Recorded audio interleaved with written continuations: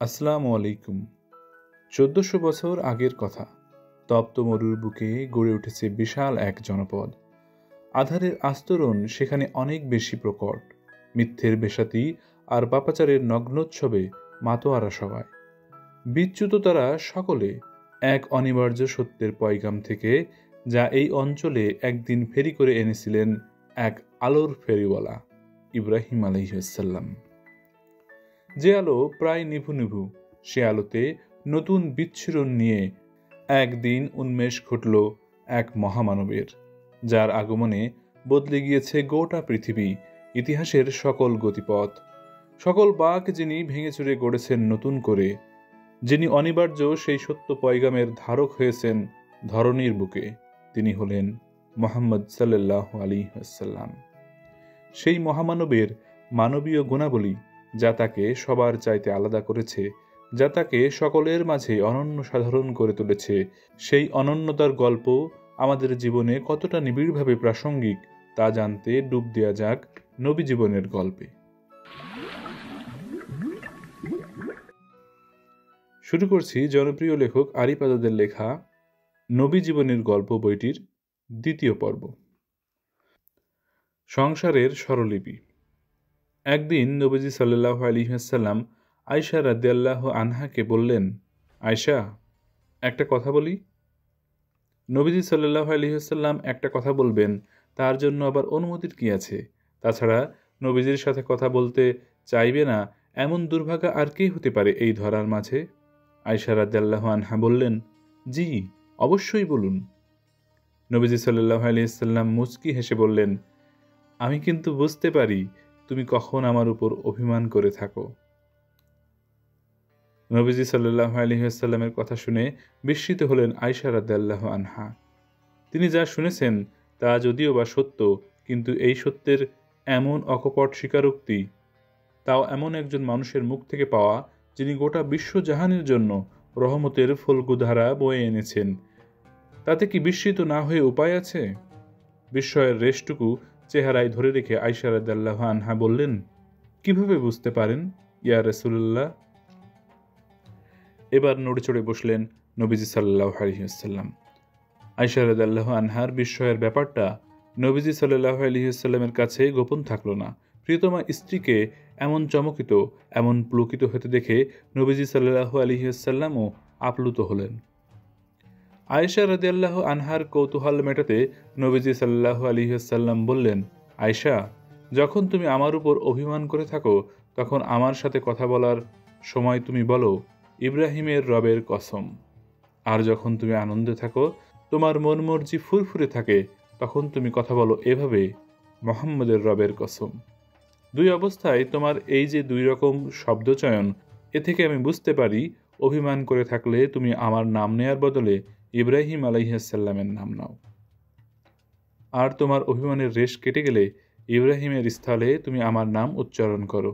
তোমার অভিমান আর পুলকের অবস্থা এই দুটো ব্যাপার থেকে বুঝে ফেলা যায়। অন্য আরেকদিনের ঘটনা, নবীজি সাল্লাল্লাহু আলাইহি ওয়াসাল্লামের সাথে আয়েশা রাদিয়াল্লাহু আনহার সদ্যই বিয়ে হয়েছে। আয়েশা রাদিয়াল্লাহু আনহা তখন শারীরিকভাবে হালকা পাতলা গড়নের ছিলেন। একদিন নবীজি সাল্লাল্লাহু আলাইহি ওয়াসাল্লামের সাথে হাঁটতে বের হলে আবদারের সুরে তিনি বললেন, ইয়া রাসূলুল্লাহ, আসুন আমরা দৌড় পাল্লা দিই। এই বয়সে নবীজি সাল্লাল্লাহু আলাইহি ওয়াসাল্লাম দৌড় পাল্লা দেবেন, তা কেমন দেখায়? কিন্তু প্রিয়তমা স্ত্রীর এমন আবদারে অসম্মতি জানাতে পারে এমন স্বামী নবীজি সাল্লাল্লাহু আলাইহি ওয়াসাল্লাম নন। এ বয়সে ভারী শরীর নিয়ে দৌড়াতে নবীজি সাল্লাল্লাহু আলাইহি ওয়াসাল্লামের একটু কষ্টই হয়ে যাবে। তবু আয়েশা রাদিয়াল্লাহু আনহার আবদারে রাজি হয়ে গেলেন নবীজি সাল্লাল্লাহু আলাইহি ওয়াসাল্লাম। তিনি স্মিত হেসে বললেন, চলো তবে। দৌড়পাল্লা সম্পন্ন হলো এবং হালকা পাতলা গড়নের আয়েশা রাদিয়াল্লাহু আনহা বেশ ভালোভাবেই হারিয়ে দিলেন নবীজি সাল্লাল্লাহু আলাইহি ওয়াসাল্লামকে। নবীজিকে হারিয়ে দিতে পেরে আয়েশা রাদিয়াল্লাহু আনহার চোখে মুখে সে কি বাঁধ ভাঙা খুশি। হেরে গিয়ে নবীজিও সবিশেষ আনন্দিত। হেরে যাওয়ার দুঃখে নয়, স্ত্রীর বিজয়ের আনন্দে আপ্লুত তিনি। এরপর নবীজি সাল্লাল্লাহু আলাইহি ওয়াসাল্লাম এবং আয়েশা রাদিয়াল্লাহু আনহার সংসার জীবনের অনেকগুলো সময় অতিবাহিত হয়ে গেল। একদা যে কিশোরী নবীজির সংসারে স্ত্রী হয়ে প্রবেশ করেছিলেন, আজ তার জীবন পরিপূর্ণভাবে বিকশিত। নবীজি সাল্লাল্লাহু আলাইহি ওয়াসাল্লামের সাথে আরেকদিন হাঁটতে বের হয়েছেন আয়েশা রাদিয়াল্লাহু আনহা। এবার তিনি আর আগের মতো হালকা দেহের অধিকারী নন, বরং আগের তুলনায় অনেকটাই ভারী হয়েছে তার শরীর। ইতিপূর্বে নবীজি সাল্লাল্লাহু আলাইহি ওয়াসাল্লামের সাথে হাঁটতে বের হয়ে দৌড় প্রতিযোগিতার কথা ততদিনে বেমালুম ভুলে গিয়েছেন তিনি। কিন্তু আয়েশা রাদিয়াল্লাহু আনহা যতই ভুলে যান না কেন, নবীজি সেদিনের স্মৃতিকে একটুও ভোলেননি ওই দিন আয়েশার কাছে হেরে যাওয়ার কথা, যে তার আনন্দে আটখান হওয়া কিশোরী আয়েশার হাস্যোজ্জ্বল মুখচ্ছবি এখনও নবীজি সাল্লাল্লাহু আলাইহি ওয়াসাল্লামের স্মৃতিপটে অমলিন। বহু পূর্বেকার সেদিনের সেই স্মৃতি রোমন্থন করে নবীজি সাল্লাল্লাহু আলাইহি ওয়াসাল্লাম এবার বললেন, আয়েশা, চলো আমরা আজ দৌড় পাল্লা দেই। যতই বয়স ও শরীর বাড়ুক না কেন, আয়েশা রাদিয়াল্লাহু আনহা তার চঞ্চলা মন তো আর কোথাও বন্ধক রেখে দেননি। সুতরাং নবীজির পক্ষ থেকে দৌড়ের প্রস্তাব পেয়ে তিনি উৎফুল্লই হলেন বলা চলে। ৭-৫ না ভেবে বললেন, হ্যাঁ, দেওয়াই যায়। সম্পন্ন হলো দৌড় পাল্লা, কিন্তু এবারের ফলাফল একেবারে ভিন্ন। গতবার বেশ ভালোভাবেই জিতে গিয়েছিলেন আয়েশা রাদিয়াল্লাহু আনহা, কিন্তু এবার তাকে পরাস্ত করে দিলেন নবীজি সাল্লাল্লাহু আলাইহি ওয়াসাল্লাম। এবারের প্রতিযোগিতায় বিজয়ী আল্লাহ রসুল। দৌড় শেষে ভীষণ ক্লান্তিতে হাঁপাতে থাকা আয়েশা রাদিয়াল্লাহু আনহার কাছে এলেন নবীজি। দুজনের মুখেই ক্লান্তি আর আনন্দের ছাপ। মুখে হাসি জিইয়ে রেখে নবীজি সাল্লাল্লাহু আলাইহি ওয়াসাল্লাম তাকে বললেন, আয়েশা, হয়ে গেল তো বদলা। আয়েশা রাদিয়াল্লাহু আনহার মনে পড়ে গেল বহু আগের এক স্মৃতিময় দিনের কথা। একদিন এমন এক প্রতিযোগিতায় নবীজি সাল্লাল্লাহু আলাইহি ওয়াসাল্লামকে পরাস্ত করেছিলেন তিনি। সেই দিনের বদলাটাই আজ উসুল করে নিলেন নবীজি। এ যেন এক মধুময় প্রতিশোধ।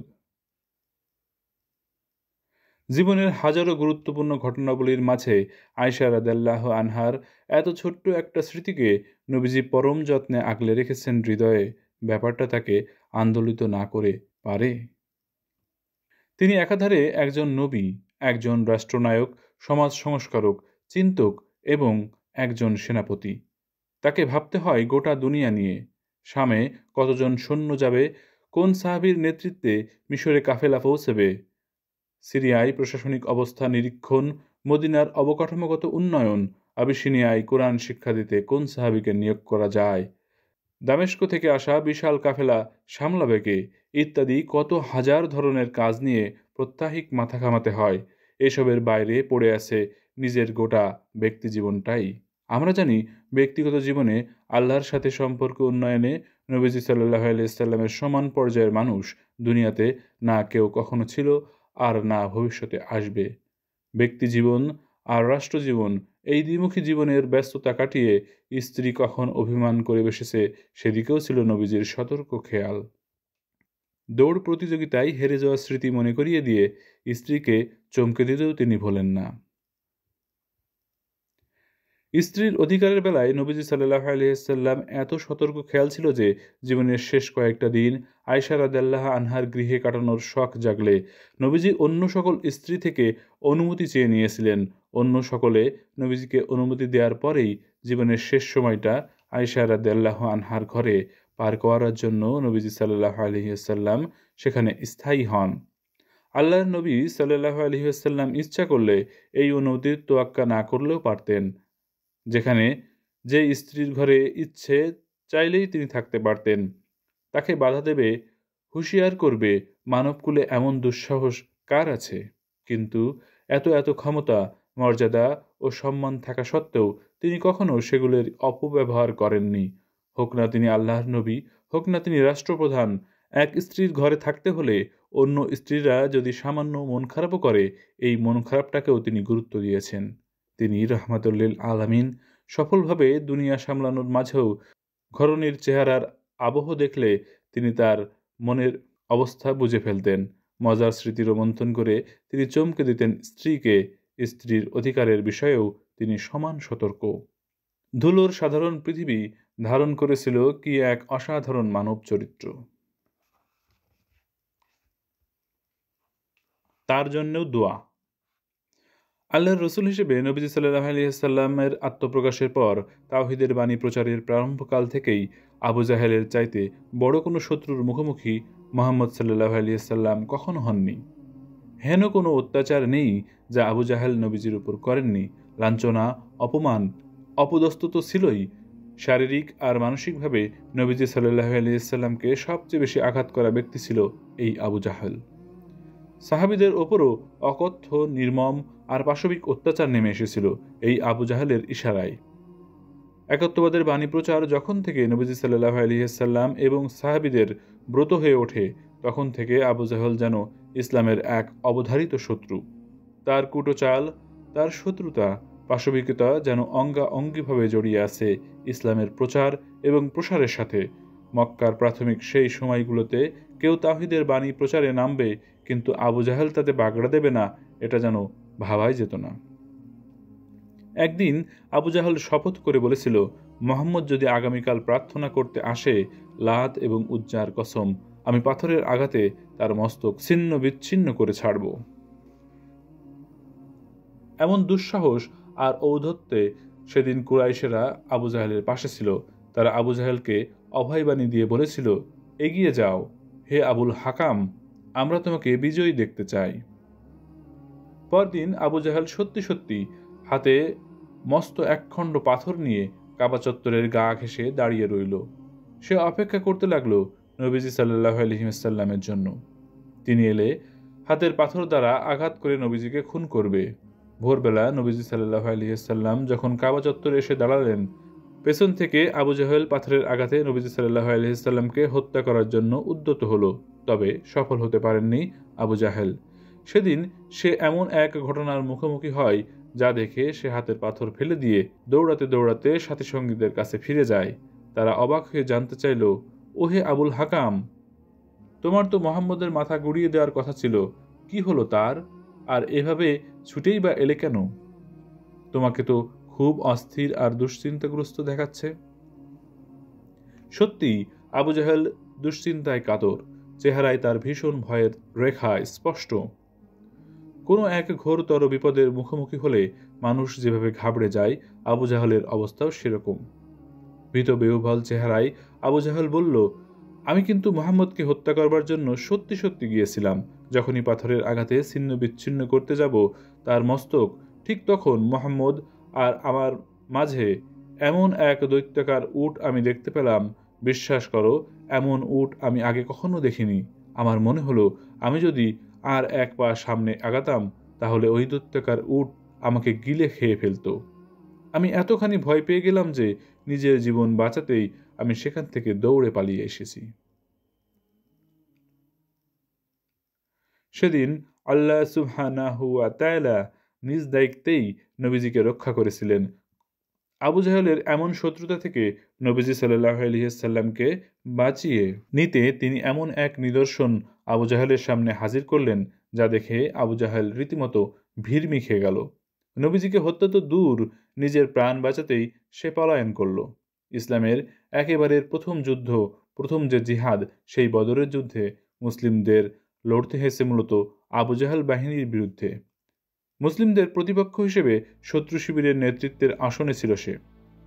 যে আবু জাহেলের কারণে অতিষ্ঠ হয়ে উঠেছিল নবীজি সাল্লাল্লাহু আলাইহি ওয়াসাল্লামের গোটা জীবন, যার কারণে বারে বারে বাধাগ্রস্ত হয়েছে দ্বীনের দাওয়াত, মুসলিমদের পেছনে যে লেলিয়ে দিয়েছিল পুরো মক্কাবাসীকে, তার জন্যই কিনা নবীজি হাত তুলে দোয়া করেছিলেন আল্লাহর কাছে। আবু জাহেলের এত শত্রুতা, এত ভয়াবহ অত্যাচার নির্যাতন, নবীজি সাল্লাল্লাহু আলাইহি ওয়াসাল্লামের উপর এত জঘন্য মিথ্যাচারের পরও নবীজি সাল্লাল্লাহু আলাইহি ওয়াসাল্লাম তার হিদায়াতের জন্য আল্লাহর কাছে হাত তুলে দোয়া করেছিলেন। তিনি খুব করে চেয়েছিলেন আবু জাহেলকে যেন আল্লাহ সুবহানাহু ওয়া তাআলা হিদায়াত দান করেন, যেন আবু জাহেলের শত্রুতার হাত ইসলামের জন্য হয়ে ওঠে বন্ধুত্বের পেয়ালা। আবু জাহলের বিষে ভরা মন যেন ইসলামের জন্য ভালোবাসায় ভরে ওঠে, তার বিষাক্ত চোখে যেন শোভা পায় ভালোবাসার রংধনু। দিনের জন্য বাধার প্রাচীর হয়ে ওঠা আবু জাহল যেন ইসলামের বন্ধু হয়ে উঠতে পারে, তার জন্য দোয়া করেছিলেন নবীজি সাল্লাল্লাহু আলাইহি ওয়াসাল্লাম। তিনি আল্লাহর কাছে বলেছিলেন, হে পরওয়ারদিগার, হয় আবু জাহল ইবনে হিশাম নয়তো উমার ইবনুল খাত্তাবকে আপনি ইসলামের জন্য কবুল করুন। নবীজি যখন এই দোয়া করেছিলেন তখন আবু জাহেল এবং উমর ইবনুল খাত্তাব দুজনেই ছিল ইসলামের ঘোরতর শত্রু। সবচেয়ে প্রকাশ্য, সবচেয়ে শক্তিশালী শত্রুর জন্যও দোয়া করতে কার্পণ্য করেননি নবীজি মোহাম্মদ সাল্লাল্লাহু আলাইহি ওয়াসাল্লাম। তাদের হিদায়াতের জন্য তিনি হাত উঠিয়েছেন আল্লাহর দরবারে। শত্রুর জন্য দোয়া করতে পারাটা বিরাট এক গুণ। এই গুণে প্রতিবিম্বিত হয় ধৈর্যের আবরণ। একটা মানুষ কতটা ধৈর্যশীল হলে সবচেয়ে কঠোর, সবচেয়ে শক্তিশালী শত্রুর জন্য হাত উঠাতে পারেন।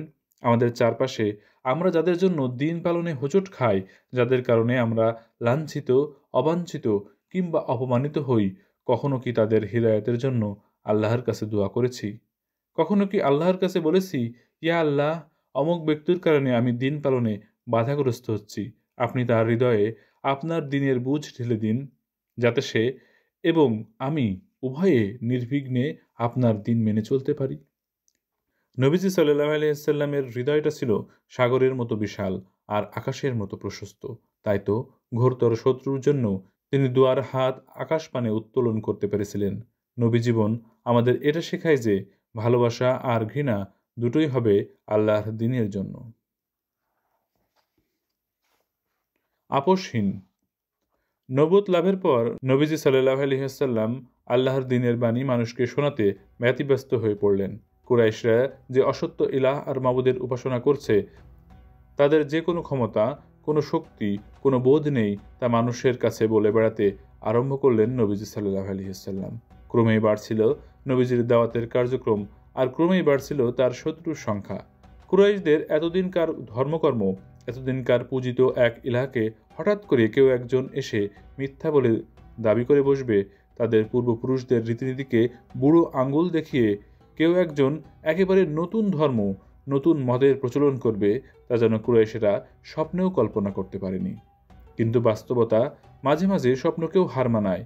সত্য মাঝে মাঝে রূপকথার গল্পের চাইতেও বেশি অবিশ্বাস্য হয়ে ওঠে। সম্পূর্ণ নতুন এক ধর্ম নিয়ে মুহাম্মদ সাল্লাল্লাহু আলাইহি ওয়াসাল্লামের আবির্ভাব তাই কুরাইশদের জন্য চরম অস্বস্তির, চরম দুর্যোগের কারণ হয়ে দাঁড়ালো। একে তো নবীজি সাল্লাল্লাহু আলাইহি ওয়াসাল্লাম সবচেয়ে সম্ভ্রান্ত বংশের লোক, তার উপর তার বিপক্ষে দাঁড় করাতে পারে এমন কোনো অভিযোগ কুরাইশদের ঝুলিতে মজুদ নেই। বরং মুহাম্মদ সাল্লাল্লাহু আলাইহি ওয়াসাল্লামকে এতদিন ধরে তারা বিশ্বস্ততার প্রতীক হিসেবেই গণ্য করে এসেছে। এমন একজন মানুষের বিপক্ষে তোড়জোড় করে লেগে পড়া তাই শত্রুপক্ষের জন্যও খুব সহজ ছিল না। কিন্তু এভাবে তো বেশি দিন চলতে দেওয়া যায় না। তারা ভাবল যে বাড়াবাড়ি মুহাম্মদ শুরু করেছে তা একেবারে সহ্যসীমার বাইরে চলে যাচ্ছে।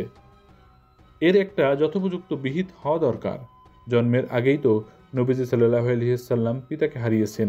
জন্মের পর মাকে, দুনিয়াকে চিনতে শেখার আগেই প্রিয়তম দাদা আব্দুল মুত্তালিবও তাকে ছেড়ে চলে যান। এরপর তার দায়িত্ব কাঁধে তুলে নেন চাচা আবু তালিব। তার গৃহেই নবীজি বেড়ে ওঠে, তার আদর যত্নেই নবীজির কৈশোর আর যৌবনের বিকাশ হয়। কুরাইশরা ভাবল, যেহেতু মুহাম্মদ এখন আবু তালিবের বংশে লালিত পালিত, আর আবু তালিবও আমাদের কাছে অগাধ সম্মানিত ব্যক্তি, ফলে তার বিরুদ্ধে কোনো প্রতিবাদে যাওয়ার আগে ব্যাপারটা নিয়ে আবু তালিবের সাথে বৈঠক করা সবচেয়ে মঙ্গল। আমাদের বিশ্বাস, আবু তালিব তার পূর্বপুরুষদের ধর্ম ত্যাগ করেনি এবং করবেও না। যুবক মুহাম্মদের কথায় তাড়িত হয়ে বাপদাদার ধর্ম বিসর্জন দেওয়ার মতো নির্বোধ নন আবু তালিব। অতএব আমরা আগে আবু তালিবের সাথে বৈঠক করব। তাকে বলবো তার ভ্রাতুষ্পুত্রের ব্যাপারে কোনো একটা কঠিন সিদ্ধান্ত যেন সে নেয়। হয় মুহাম্মদকে আবু তালিব নিজেই থামাবে, না হয় আমাদের কাছে তাকে হস্তান্তর করবে। বাকিটা আমরাই দেখে নেব। কুরাইশদের এই ভাবনার প্রতিফলন ঘটল পরের দিন। তারা সদল বলে নবীজি সাল্লাল্লাহু আলাইহি ওয়াসাল্লামের চাচা আবু তালিবের কাছে এসে বলল, শ্রদ্ধেয় আবু তালিব, আপনি বয়সে আমাদের সকলের চেয়ে প্রবীণ এবং বিবেক আর বুদ্ধিতে অন্য সবার চাইতে অভিজ্ঞ। আপনি আমাদের কাছে পরম শ্রদ্ধেয় একজন মানুষ। আপনার সামনে দাঁড়িয়ে এভাবে কথা বলতে হবে তা আমরা কোনোদিন কল্পনাও করিনি।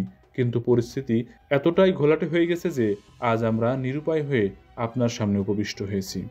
তাদের কথাবার্তা শুনে আবু তালিব বললেন, তোমাদের যা বলার স্পষ্ট করে বলো, হে কুরাইশ সম্প্রদায়।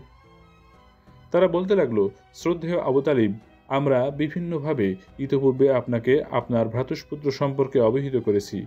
তার বাড়াবাড়ি, আমাদের ধর্ম নিয়ে কটূক্তি, বিষদগার সহ হেন কোনো কাজ নেই যা সে করে বেড়াচ্ছে না। আমরা বারে বারে তাকে সতর্ক করেছি, সুযোগ দিয়েছি, কিন্তু শুধরানোর লেশমাত্র চিহ্নও তার মাঝে আমরা দেখতে পাইনি। বরং দিনের পর দিন সে আরও বেশি বেপরোয়া, আরও বেশি উচ্ছৃঙ্খল হয়ে উঠছে। আমাদের পূর্বপুরুষদের আনিত পালিত ধর্মকে সে বাতুলতা বলছে। সে বলতে চাইছে আমাদের উপাস্য দেবদেবীগুলো মাটির পুতুল বই, কিচ্ছু নয়। এমতো অবস্থায় আমরা এই সিদ্ধান্তে উপনীত হয়েছি যে হয় আপনি মুহাম্মদের কোনো একটা বিহিত করবেন, নয়তো আমাদের হাতে তাকে সোপার্দ করে দেবেন। কুরাইশদের দীর্ঘ বক্তৃতা শুনে আবু তালিব তেমন কিছু বললেন না। খানিকক্ষণ ভেবেচিন্তে নবীজি সাল্লাল্লাহু আলাইহি ওয়াসাল্লামকে ডেকে পাঠালেন তিনি। নবীজি সাল্লাল্লাহু আলাইহি ওয়াসাল্লাম উপস্থিত হলে এতক্ষণ ধরে কুরাইশরা যা যা বলেছে তার বিরুদ্ধে সবকিছু সবিস্তারে খুলে বললেন আবু তালিব। এরপর বললেন, ভাতিজা, বুঝতেই পারছো ঘটনা অনেক দূর পর্যন্ত গড়িয়েছে। আমি বলি কি, তুমি তুমি তোমাকেও সামলে চলো, আমাকেও সামলে চলতে দাও। আমার উপর বাড়তি কোনো কিছু চাপিয়ে দিও না। আসলে কুরাইশ সম্প্রদায়ের অভিযোগ শুনে নবীজির চাচা আবু তালিব প্রথমে ঘাবড়ে গিয়েছিলেন। তিনি ভেবেছেন জল অনেক দূর গড়িয়ে গেছে। এই অবস্থায় মোহাম্মদকে যদি আটকানো না হয় তাহলে তার জীবন তো হুমকির মুখেই পড়বে। সাথে আবু তালিবেরও জীবননাশের আশঙ্কা দেখা দিতে পারে। কারণ আবু তালিব খুব ভালোভাবেই নিজের গোত্রকে চেনেন। এরা যুদ্ধবাজ জাতি। যুদ্ধ এদের রক্ত আর অস্থিমজ্জায় মিশে আছে। স্বার্থে আঘাত লাগলে এরা নিজের রক্তের সাথেও যুদ্ধ করতে পিছপা হয় না। আবু তালিবের এমন কথায় নবীজি সাল্লাল্লাহু আলাইহি ওয়াসাল্লাম খানিকটা বিস্মিত আর ব্যথিত হলেন। এতদিন ধরে মাথার উপর ছায়া দিয়ে থাকা বৃক্ষের আজ বুঝি পতন হলো। আর বুঝি কখনোই কুরাইশদের ষড়যন্ত্রের সামনে বুক ফুলিয়ে দাঁড়াবেন না চাচাজান। ঘোরতর বিপদের দিনে প্রিয় চাচা আর নবীজি সাল্লাল্লাহু আলাইহি ওয়াসাল্লামকে নিজের তত্ত্বাবধানে রাখতে চাচ্ছেন না, এটা ভাবতেই চোখ জোড়া পানিতে টলমল করে উঠল নবীজি সাল্লাল্লাহু আলাইহি ওয়াসাল্লামের। কিন্তু তিনি যে আল্লাহর রসুল সাল্লাল্লাহু আলাইহি ওয়াসাল্লাম, তিনি জানেন জগতের সবাই যদি তার বিপক্ষেও যায়, কেবল আল্লাহ সুবহানাহু ওয়া তাআলা যদি তার পক্ষে থাকে, তাহলে কারও সাধ্য নেই তার এক চুল পরিমাণ ক্ষতি করে। নবীজির সমস্ত নির্ভরতা, সমস্ত ভরসা তো মহান আল্লাহর উপর। আবু তালিবের এমন পিছিয়ে যাওয়ায় তিনি কি ঘাবড়ে যেতে পারেন? তা কি কখনো সম্ভব? নবীজি সাল্লাল্লাহু আলাইহি ওয়াসাল্লাম একটু সামনে অগ্রসর হলেন।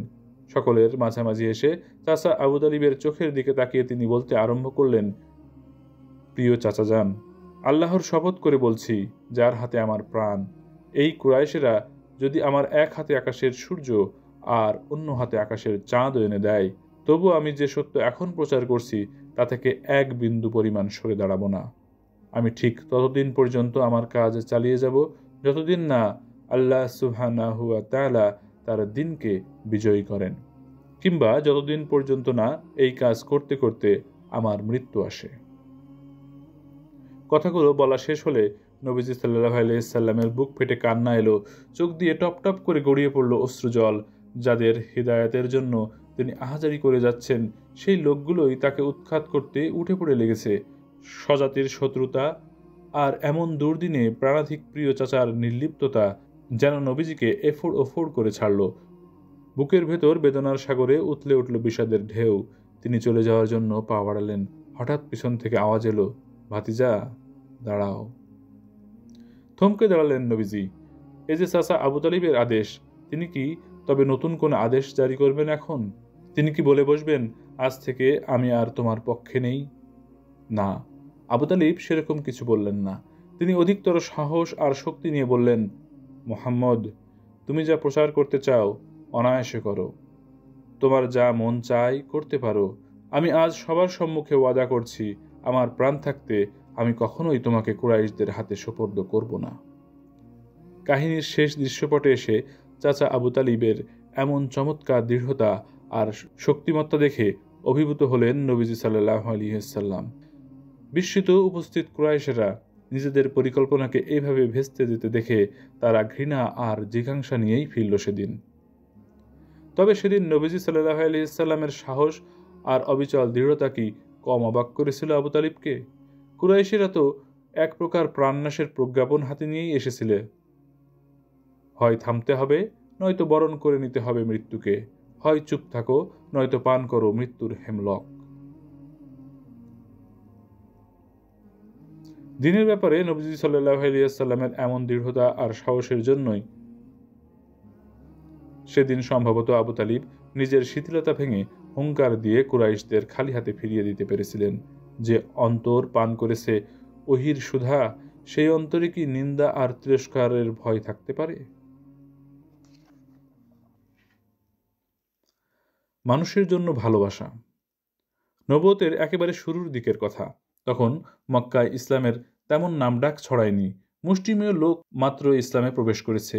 কিন্তু ততদিনে নবীজি সাল্লাল্লাহু আলাইহি ওয়াসাল্লাম শত্রুদের চোখের কাঁটায় পরিণত হয়ে গেছেন ঠিকই। একদিন ইরাস গোত্রের এক লোক তার একটা উট নিয়ে মক্কায় আসে সওদার উদ্দেশ্যে।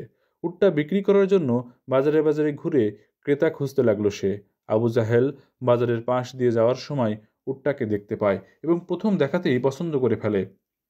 যখন জানা গেল যে এই উট বিক্রি হবে, তখন উটটি কিনে নেওয়ার জন্য আবু জাহেল ইরাস গোত্রের ওই লোকটির কাছে ব্যাপক আগ্রহ প্রকাশ করল। আবু জাহেল সম্প্রদায়ের সম্মানিত এবং প্রতাপশালী ব্যক্তি। ইরাস গোত্রের ওই ব্যক্তিও তাকে চিনতে পারে এবং তার কাছে নিজের উট বেচতে পারাটাকে সম্মানের অংশ বলে মনে করে।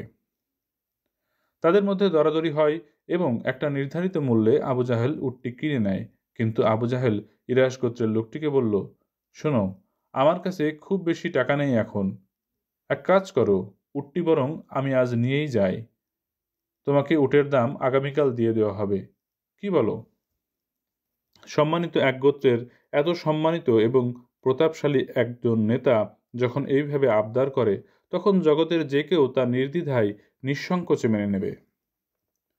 ইরাস গোত্রের ওই লোকটাও মেনে নিল। বলল, কোনো সমস্যা নেই, আমি আজই মক্কা ছাড়ছি না। আরও কয়েকদিন আমি এখানে অবস্থান করব।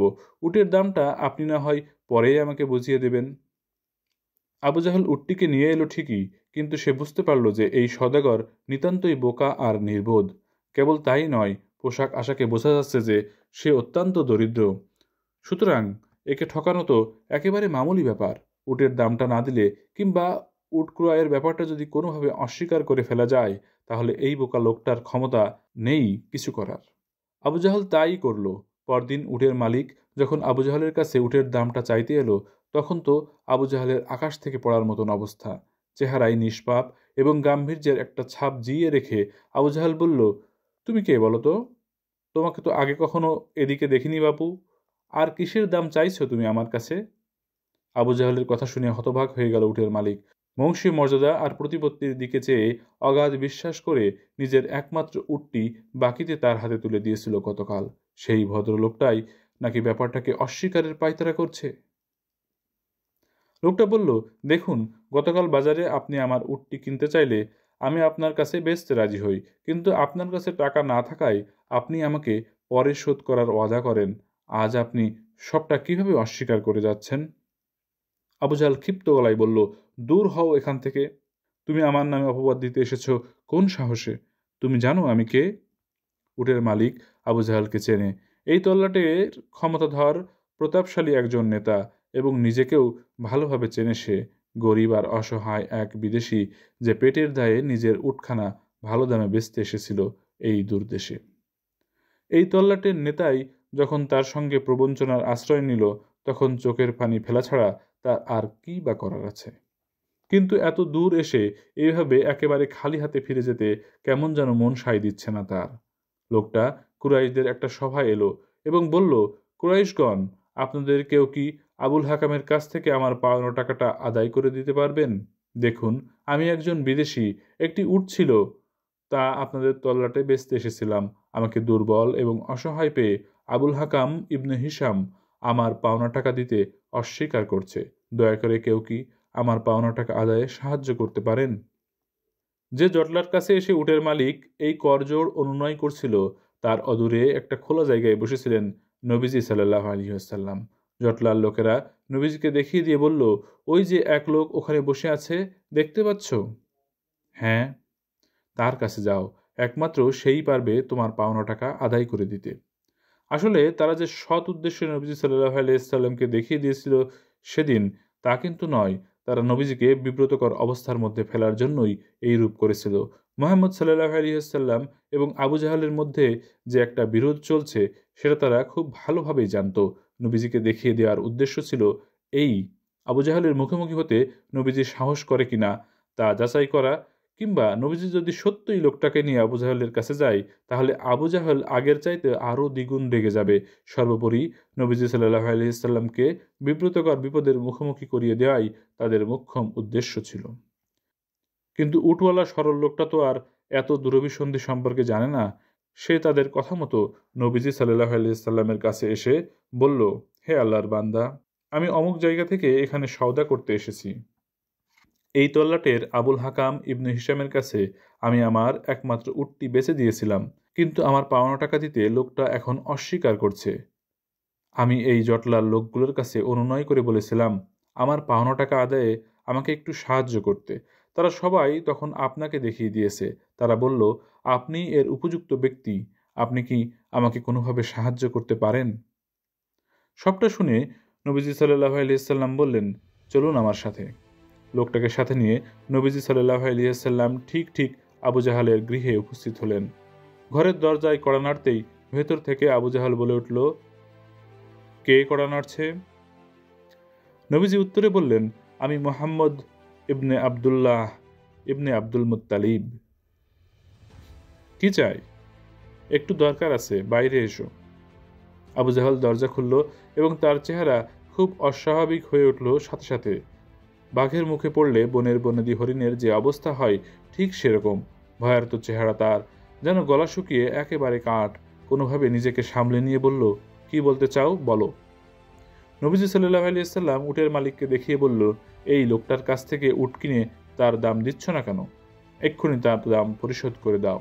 আবু জাহেল এক দৌড়ে ভেতরে ঘরে ঢুকল এবং খানিক বাদে হাঁপাতে এসে উটের মালিকের হাতে তার ন্যায্য পাওনা বুঝিয়ে দিয়ে পুনরায় ঘরের ভেতরে ঢুকে ধপাস করে দরজা লাগিয়ে দিল। নিজের পাওনা বুঝে পেয়ে উটের মালিক কৃতজ্ঞতায় গদগদ হল নবীজি সাল্লাল্লাহু আলাইহি সাল্লামের কাছে। তার মনে দুশ্চিন্তার যে কালো ছায়া ভর করেছিল তা এই অচেনা লোকটা দূরীভূত করে দিল। লোকটা সওদার টাকা থলেতে পুরে নিয়ে খুশি মনে আগের সেই জটলার পাশ দিয়ে হেঁটে চলে যেতে লাগলো। তাকে দেখে জটলার কেউ একজন হাঁক ডেকে জানতে চাইল, কি হে পথিক, কি হলো তোমার পাওনার? তাদের ডাক শুনে থামলেন ইরাস গোত্রের ওই লোক। খুশিয়াল গলায় বললেন, আপনাদের দেখিয়ে দেওয়া লোকটা আমাকে আবুল হাকামের বাড়িতে নিয়ে গিয়ে আমার পাওনা আদায় করে দিয়েছেন। আল্লাহ যেন তাকে উত্তম প্রতিদান দান করেন। উটের মালিকের উত্তর শুনে হতভম্ব হয়ে গেল জটলার লোকগুলো। এমন তো হওয়ার কথা না। তাদের ধারণা ছিল এই ওসিলায় মোহাম্মদ এবং আবু জাহালের মধ্যে একটা ভীষণ লড়াই বাঁধবে এবং তাতে আবু জাহাল জিতে যাবে। তখন তারাও একটা নতুন সুযোগ পাবে মোহাম্মদকে উত্ত্যক্ত করার। কিন্তু তার তো কিছুই হলো না। উল্টো লোকটা নাকি তার পাওনা টাকা বুঝে পেয়ে গেছে। ঘটনা তাহলে কি? ঘটনা জানা যায় একটু বাদে। আবু জাহাল তাদের কাছে এলে তারা জিজ্ঞেস করল, আজ কি হলো তোমার আবুল হাকাম? এমন তো আগে কখনো হতে দেখিনি। মোহাম্মদ তোমার কাছে গিয়ে বলল আর তুমি একেবারে সুবোধ বালকের মতো তার পাওনা টাকা বুঝিয়ে দিলে? আবু জাহাল বিমর্ষ চেহারায় বলল, না, ঘটনা তোমরা যেমন ভাবছ তেমন নয়। মোহাম্মদ আমাকে কোনো একটা আদেশ করবে আর আমি তা অবলীলায় পালন করে তার আনুগত্য মেনে নেব, এমন বোধহীন আমাকে ভেবো না।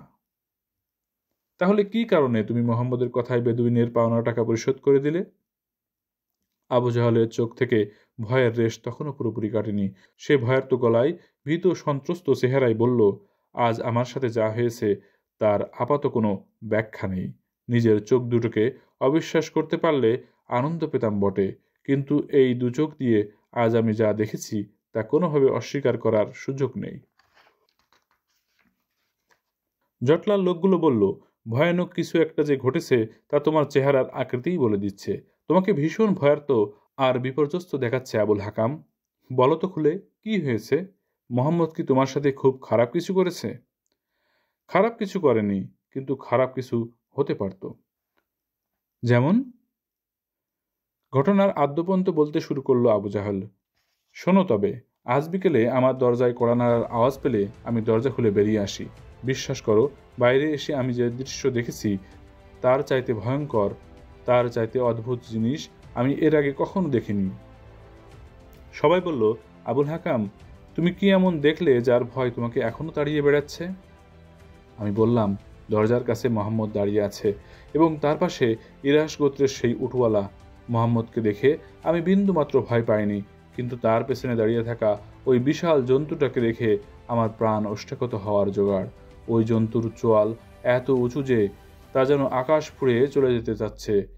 এত বিশাল ঘাড় এবং ভয়ঙ্কর দাঁত বিশিষ্ট কোনো জন্তু আমি আগে কখনো দেখিনি। বিশ্বাস করো, জন্তুটা এত বিশাল এক হা করেছিল যে আমার মনে হলো আমি যদি মুহাম্মদের কথায় উটের মালিককে তার পাওনা পরিশোধ না করতাম, তাহলে ওই ভয়ঙ্কর জন্তুটা আমাকে মুহূর্তের মাঝে গিলে সাবাড় করে ফেলত। আসলে আল্লাহ সুবহানাহু ওয়া তাআলা সেদিন বিশেষ সাহায্যের মাধ্যমে নবীজি সাল্লাল্লাহু আলাইহি ওয়াসাল্লামকে আবু জাহলের মুখোমুখি করেছিলেন। অবস্থা এমন করেছিলেন যে ঘরের বাইরে এসে নবীজি সাল্লাল্লাহু আলাইহি ওয়াসাল্লামকে অপমান অপদস্থ করা তো দূরের কথা, নিজের প্রাণের ভয়েই সে তটস্থ হয়ে পড়ল। নবীজি সাল্লাল্লাহু আলাইহি ওয়াসাল্লামের জন্য আল্লাহর পক্ষ থেকে আসা বিশেষ সাহায্য ছিল এটা। কিন্তু এই ঘটনা আমাদের সন্ধান দেয় নবীজির মহান এক গুণের। ওই সময় মক্কায় আবু জাহলের চাইতে বড় কোনো শত্রু নবীজির ছিল না। নবীজির বিরুদ্ধে সারাক্ষণ কোনো না কোনো শয়তানিতে লিপ্ত ছিল আবু জাহল। নিজের তাগিদে নয়, এক দরিদ্র বেদুইন ব্যবসায়ীর স্বার্থ রক্ষার্থে এমন একজন শত্রুর মুখোমুখি দাঁড়াতে পারাটা এক অসীম সাহসের প্রমাণ দেয়। এই যে অসহায় মানুষের জন্য নিজের সবচেয়ে বড় দুশমনের মুখোমুখি হওয়ার হিম্মত, নিজের জীবননাশের শঙ্কা আছে জেনেও অন্যের জন্য শত্রুর ডেরায় পা রাখার সাহস, এটাই একজন প্রকৃত নেতার গুণ।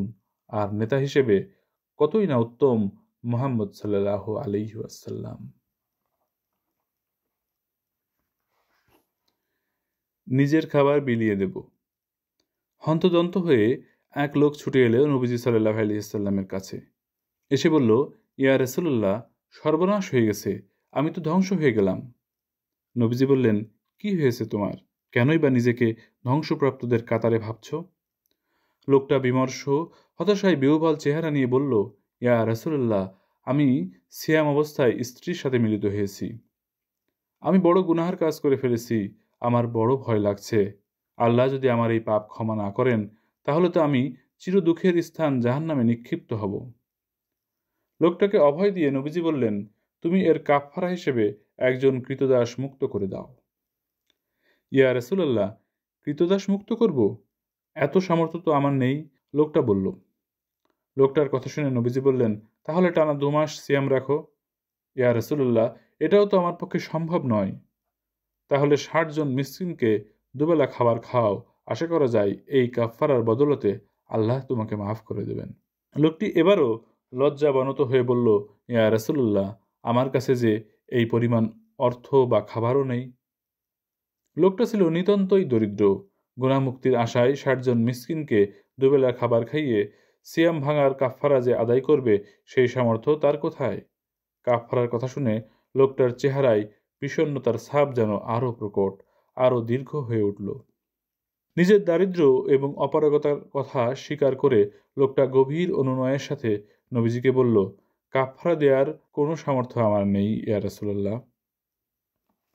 নবীজি সাল্লাল্লাহু আলাইহি ওয়াসাল্লাম গোটা এক জনপদের বিশাল এক জনগোষ্ঠীর অবিসংবাদিত নেতা তখন।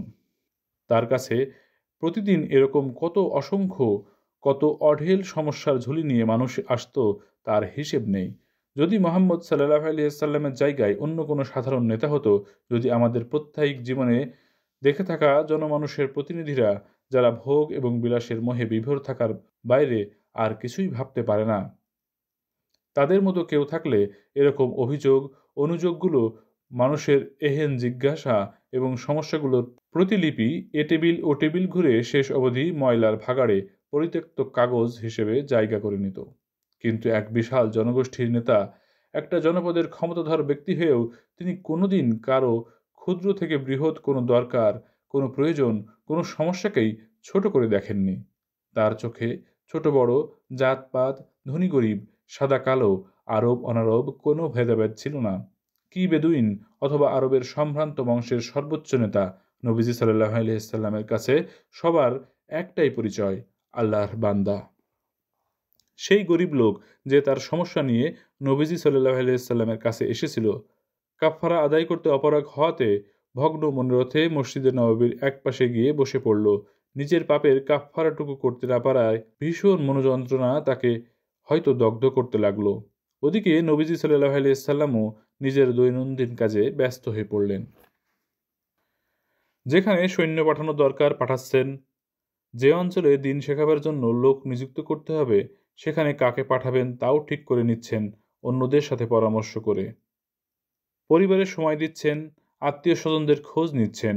সব মিলিয়ে বেশ ব্যস্ত একটা দিন যাচ্ছে নবীজি সাল্লাল্লাহু আলাইহি ওয়াসাল্লামের।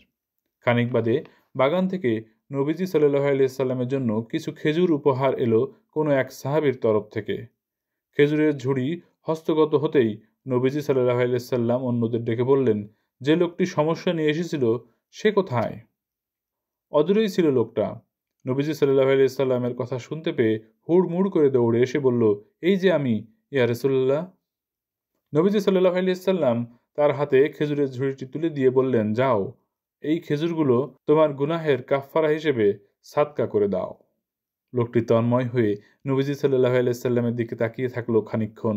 এত কাজ, এত ব্যস্ততা, এত ঝুট ঝামেলার মাঝেও তার মতো এক নিঃস্ব অসহায়ের কথা তিনি মনে রেখেছেন এবং নিজের জন্য আসা উপহারটুকু তার হাতে তুলে দেবার ব্যাপারেও এতটুকু কার্পণ্য যে করেননি, এতেই তার মুগ্ধতার রেশ কাটছে না। সত্যিই এ যে মহান নবী। নিজেকে সামলে নিয়ে লোকটা বলল, ইয়া রাসূলুল্লাহ, কার কাছে সাদকা করব? এ অঞ্চলে আমার চাইতে বেশি অসহায়, অতিশয় নিঃস্ব কাউকে তো আমি চিনি না। এরপর ধরা গলায় সে আরো বলল, আমার ঘরে খাওয়ার মতো কোনো কিছুই নেই, ইয়া রাসূলুল্লাহ। নবীজি এবার হেসে বললেন, তাহলে এগুলো তোমার, তুমি পরিবার নিয়ে খেলেই সাদকা হয়ে যাবে। নবীজি সাল্লাল্লাহু আলাইহি ওয়াসাল্লামের জীবনী থেকে আমরা জানি, ধন সম্পদের পাহাড় গড়ার অবারিত সুযোগ থাকা সত্ত্বেও তার কাছে আসা সব অর্থ, সকল হাদিয়া দান করে দিয়ে হতদরিদ্র অবস্থায় দিনাতিপাত করতেন তিনি। খেজুর পাতার চাটায়ে ঘুমাতেন বলে তার শরীরে দাগ পড়ে যেত। তার সংসারে থাকত নিত্যদিনের অভাব। এমন হতো টানা 2-3 দিন নবীজির ঘরে কোনো খাবার থাকতো না। পানি খেয়ে দিন কাটাচ্ছেন তিনি পরিবার সমেত। একদিন ফজরের সালাত পড়ে এসে তিনি আয়েশা রাদিয়াল্লাহু আনহার কাছে জানতে চাইলেন, খাওয়ার মতো ঘরে কি কিছু আছে? আয়েশা রাদিয়াল্লাহু আনহা জবাবে বললেন, না, আজকে ঘরে খাওয়ার মতো কিছুই নেই। ঘরে খাওয়ার মতো কিছু নেই শোনা মাত্র নবীজি সাল্লাল্লাহু আলাইহি ওয়াসাল্লাম বিচলিত হননি, বরং আয়েশা রাদিয়াল্লাহু আনহাকে বললেন, ও তাই, আচ্ছা, কোনো সমস্যা নেই, তাহলে আজ আমি সিয়াম রেখে দিলাম। একটি শক্তিধর রাষ্ট্রের অধিপতি তিনি, একটি শক্তিশালী বাহিনীর সর্বাধিনায়ক। এমন একটি মানুষের ঘরে সকাল হলে খাওয়ার মতো কিছু থাকতো না, আজকের কোনো আয়েশি বিশ্ব নেতার ব্যাপারে সেটা কল্পনা করা যাবে না। কিন্তু নবীজি সাল্লাল্লাহু আলাইহি ওয়াসাল্লামের দিনগুলো কাটতো এভাবেই, মানবেতর।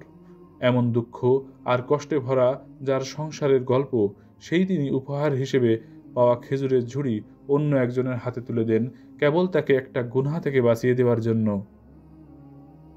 ঘরে খাবার নেই জেনে নিজের জন্য আসা খাদ্যদ্রব্য অন্যজনের হাতে তিনি হাসি মুখে তুলে দিলেন, অথচ তার ঘরে নিত্য টানা পড়েন। ঘরের হাঁড়ি শূন্য রেখে অন্যের হাঁড়িতে দুহাত ভরে দান করতে পারতেন তিনি। তিনি যে ধরনের তরে নাজিল হওয়া এক নবী, রাহমাতুল লিল আলামিন।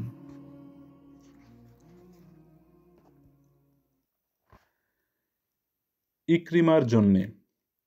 ইসলামের বিরুদ্ধে আবু জাহেলের শত্রুতা সর্বজনবিদিত। এমন কোনো ক্রোধ, জিঘাংসা বাকি নেই যা আবু জাহেল ইসলাম এবং মুসলিমদের বিরুদ্ধে প্রয়োগ করেনি। মক্কায় ইসলামের একেবারে শুরুর দিকে নবীজি সাল্লাল্লাহু আলাইহি ওয়াসাল্লামের সবচাইতে ঘোরতর শত্রু, সবচাইতে কঠিনতম প্রতিপক্ষ ছিল আবু জাহেল। যদিও বদরের যুদ্ধে আবু জাহেলের শত্রুতার যবনিকাপাত ঘটে, মুসলিম বীরদের হাতে তার শোচনীয় মৃত্যু হয়, কিন্তু তার শত্রুতা এবং ইসলাম বিরোধিতার সিলসিলা সে জিইয়ে রেখে যায় তার সন্তান ইকরিমার মাঝে।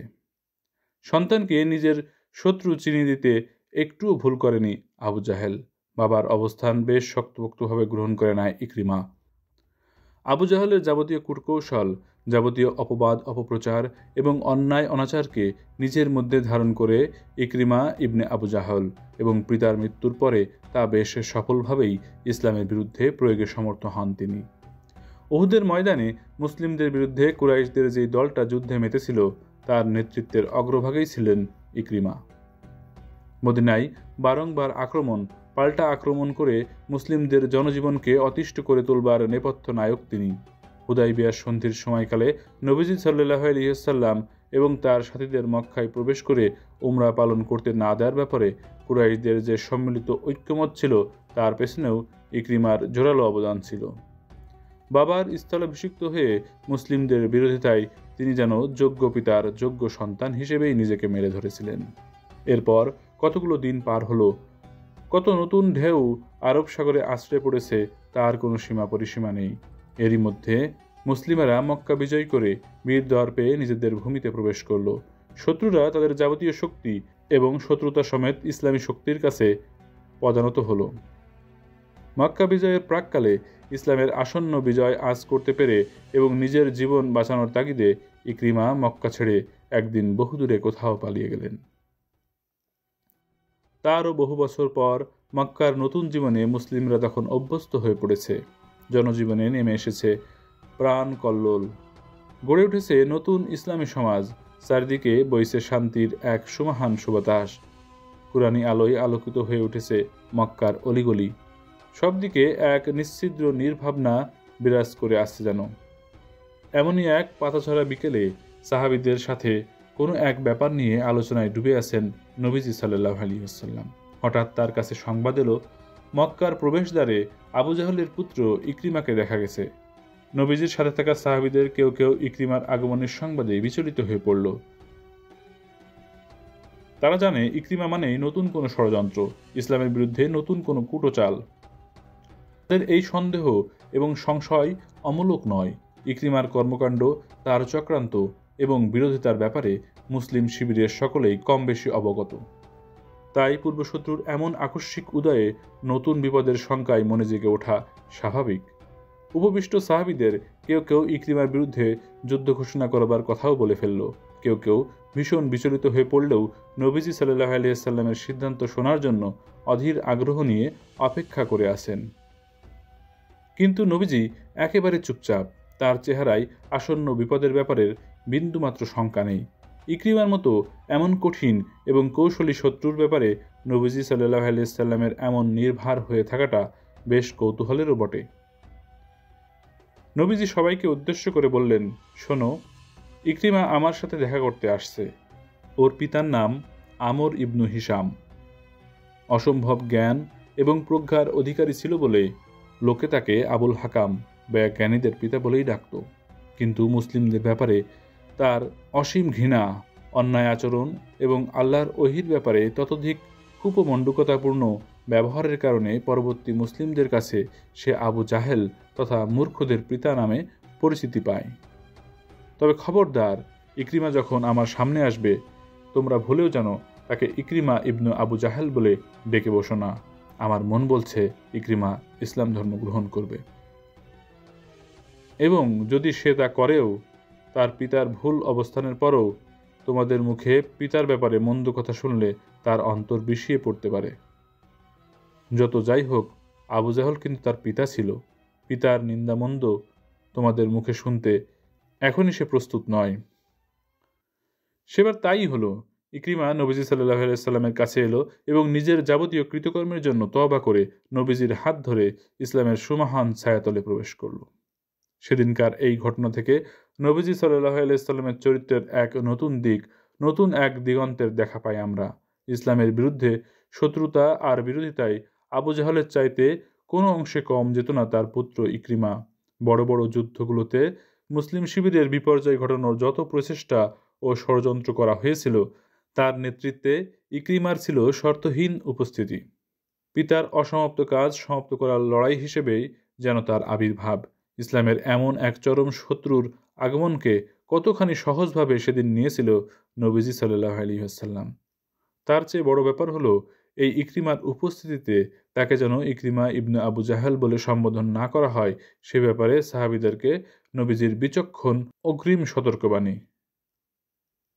পিতা যতই খারাপ হোক না কেন, পুত্রের অন্তরে তার জন্য যে স্বাভাবিক ভালোবাসা আর আবেগ বিদ্যমান থাকে, সেই ভালোবাসা আর আবেগে আঘাত করে নতুন দিনে আসতে যাওয়া ইকরিমার মন ভেঙে দিতে চাননি নবীজি সাল্লাল্লাহু আলাইহি ওয়াসাল্লাম। নবীজি সাল্লাল্লাহু আলাইহি ওয়াসাল্লামের চরিত্র এবং মহত্বের এমন ঘটনা তাকে নেতা এবং নেতৃত্বের চাইতেও বড় একটা জায়গায় আসীন করেছে, এবং তা হলো মানবতাবোধ। মানুষের মনকে বুঝতে পারবার যে অসাধারণ ধীশক্তি নবীজি সাল্লাল্লাহু আলাইহি ওয়াসাল্লাম দেখিয়েছিলেন, সেদিন মানব চরিত্র হিসেবে নবীজিকে সেটা অনন্য উচ্চতায় তুলে ধরে। তিনি যে সাধারণ কোনো নেতা ছিলেন না, সমানভাবে মনের চিকিৎসকও ছিলেন, এই ঘটনা তার এক জ্বলজ্বলে প্রমাণ। শত্রুকে ঘায়েল করতে গিয়ে তার ব্যাপারে ব্যঙ্গ-বিদ্রূপ, অকথ্য অশালীন মন্তব্য ছুড়ে দেওয়া এই অস্থির সময়ে নবী চরিত্রের এই সমুজ্জ্বল দিকটা আমাদের জন্য দারুণ এক শিক্ষা হয়ে উঠতে পারে। সম্ভাবনার খোঁজে। হুনাইনের যুদ্ধ শেষ করে মুসলিম বীরেরা মদিনা অভিমুখে রওনা করেছে। দুর্গম মরুপথ পাড়ি দিয়ে পথ চলছে তারা। সাথে আছেন মুহাম্মদুর রাসূলুল্লাহ সাল্লাল্লাহু আলাইহি ওয়াসাল্লাম। পথিমধ্যে সালাতের সময় হয়ে গেলে সবাই সালাত আদায়ের জন্য ব্যতিব্যস্ত হয়ে পড়লেন। মুসলিম শিবির থেকে একজন সাহাবী দাঁড়িয়ে গেলেন আজান দেওয়ার জন্য। তার সুমধুর আজানের ধ্বনিতে প্রকম্পিত হল দুর্গম মরুভূমি। এ বিজন প্রান্তরের দিকে দিকে ছড়িয়ে পড়ল তাওহীদের মর্মবাণী, আশহাদু আল্লা ইলাহা ইল্লাল্লাহ। কিন্তু বিপত্তি ঘটল একটা জায়গায়। এই বিজন প্রান্তরে আজানের মধুর সুর ব্যঞ্জনার বিপরীতে ঠিক কোন দিক থেকে যে আর একটা আওয়াজ ভেসে আসতে লাগলো। এমন নির্জন নিভৃত প্রান্তরের গায়ে জনমানবহীন এমন ধু ধু মরুভূমির তল্লাটে মুসলিম সৈন্যবাহিনী ছাড়া আর কে থাকবে জগতে, যারা আল্লাহর একত্ববাদের ঘোষণা দিতে পারে? তবে কোথায় যেন ভীষণ গোলমেলে ব্যাপারটা। আজানের মতো শোনালেও গভীরভাবে কান পাতলে বোঝা যায় এই সুর ঠিক আজান নয়। আজানের সুরকে নকল করে কারা যেন হাসি তামাশা আর তাচ্ছিল্যতায় মেতে উঠেছে। খোঁজ করে দেখা গেল পাশেই একদল যুবক মুসলিম সৈন্যদের অনুসরণ করতে করতে এদিকটায় এসেছে। মুসলিমদের বিশ্বাস, তাদের ইলাহ, তাদের দৃষ্টিভঙ্গি এবং ইবাদতের ধরন কোনো কিছুই সেই যুবকেরা পছন্দ করে না। মুসলিমেরা যে তাদের ইলাহকে অস্বীকার করেছে, পরিত্যাগ করেছে এবং তাদের পৈতৃক ধর্মবিশ্বাস থেকে বিচ্যুত হয়েছে, সেই ব্যাপারে যুবক দল সবিশেষ জ্ঞাত। মুসলিমদের প্রতি তাদের ঘৃণার কারণটাও সেখানে লুপ্ত। তাদের চোখে মুসলিমেরা ধর্মদ্রোহী, ধর্মচ্যুত এবং অপাংতেয়। তারা ধরে নিল, যারা তাদের পৈতৃক ধর্মবিশ্বাসকে পায়ে ঠেলেছে, তাদের উপহাস করাটা নৈতিক কর্তব্যবোধের মধ্যেই পড়ে। তাই মুসলিমদের আজানের কথা এবং সুরকে ইচ্ছে মতো বিকৃত করে তারা মেতে উঠেছে এক আদিম প্রতিশোধে। এমন ধৃষ্টতার প্রতিবাদে, এমন অবিবেচক কাজের বিপরীতে জগতের অন্য যে কোনো নেতা, অন্য যে কোনো দলপ্রধান কি করত? যুবক দলকে ধরে এনে কঠোর শাস্তির ব্যবস্থা করত। ব্যঙ্গ বিদ্রূপ করার অপরাধে এক কঠিন মূল্য চুকাতে হতো যুবক দলটিকে। কিন্তু মুহাম্মদুর রাসূলুল্লাহ সাল্লাল্লাহু আলাইহি ওয়াসাল্লাম যে অন্য 10 জন মানুষের মতো নন। তিনি অসম্ভবের মাঝেও সম্ভবের খোঁজ করেন। নিকষ কালো আধারের মাঝেও খুঁজে বেড়ান গগন বিদারী আলোক রশ্মি। হতাশার আবরণ ভেদ করে তিনি বের করে আনেন আশার প্রদীপ। মৃতপ্রায় পত্রপল্লবেও তিনি সবুজের আনাগোনা দেখতে উদ্গ্রীব হয়ে থাকেন। তিনি ফেরি করেন আলো, মুছে দেন অন্ধকার। নবীজি সাল্লাল্লাহু আলাইহি ওয়াসাল্লাম যুবক দলটিকে ডেকে পাঠালেন। যুদ্ধফেরত এক বিজয়ী দলের সেনাপতি ডেকে পাঠিয়েছেন সাধারণ কিছু যুবককে। ব্যাপারটা রীতিমতো যেমন ভয়ের, তেমনই উৎসাহ ব্যঞ্জক। কি হতে পারে, কি করা হবে তাদের, কি ভবিষ্যৎ অপেক্ষা করছে তাদের জন্য, এমনই উত্তেজনাকর ভাবনা ছড়িয়ে পড়েছে তখন উভয় শিবিরে। বনের হরিণ বাঘের থাবার মুখে পড়লে যেরকম ভীত সন্ত্রস্ত হয়ে পড়ে, যুবক দলটির অবস্থাও তখন সেরকম। তারা যে অমার্জনীয় এক অপরাধে অপরাধী এবং মুসলিমদের সামনে তারা যে নিতান্তই অসহায় আর দুর্বল, সেটা ভাবতেই তাদের ভেতর কুঁকড়ে যাচ্ছে। এক ভয়াবহ পরিস্থিতি তাদের দৃশ্যপটে তখন ভীষণ রকম উপস্থিত। তারা নবীজির কাছে আসতেই তিনি মুচকি হাসলেন। মুক্ত ঝরা সে হাসি আর যাই হোক, ভয়ঙ্কর কোনো কিছুর ইঙ্গিত যে বহন করছে না, সে ব্যাপারে তারা নিশ্চিত হলো। কিন্তু সামনে উপবিষ্ট লোকটাকে তারা মনে প্রাণে ঘৃণা করে। সে এক ভীষণ রকম ঘৃণা। মানুষ যাকে ঘৃণা করে তার হাসি যতই ভুবন ভোলানো হোক, তাতে তারা বিভ্রান্ত হয় না সহজে। যুবক দলটিও বিভ্রান্ত হলো না। তারা চুপচাপ এবং ভীত, কিন্তু চোখে মুখে তাদের ঘৃণার বিস্ফোরণ।